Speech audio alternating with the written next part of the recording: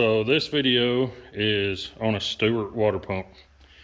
It's a STE 50025L. I'll tell you a crazy story. I ordered one.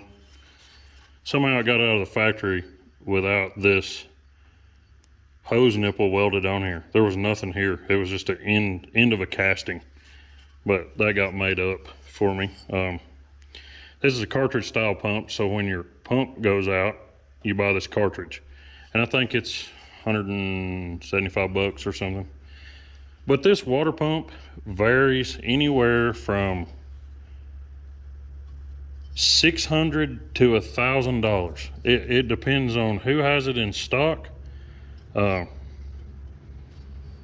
what the price is. I mean, there is no common price. It is literally all over the place, but it has a place for water ports. A lot of people run these to the side of their block. It's got a place for the steam port nipple on the LS. We'll get into that too. Thermostat housing. It has such a long reach to get past that GM Performance part cover that was in my other video. This is a part you have to have with it. And with this spaced out so far, you have to have a certain balancer, crank hub, whatever you want to call it. There's plenty of names for it. I mean, I'm glad the water pump is a one-time hit, and you know, unless somebody hits you super hard and just busts the whole thing. But it's cool having the cartridge.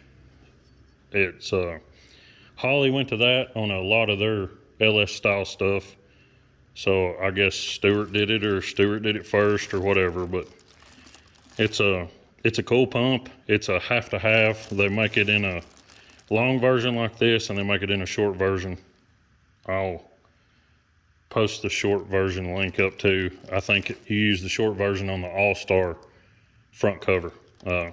But this is part of the distributor conversion. It's a have to have. I mean, it's not necessarily something I was looking forward to purchasing, but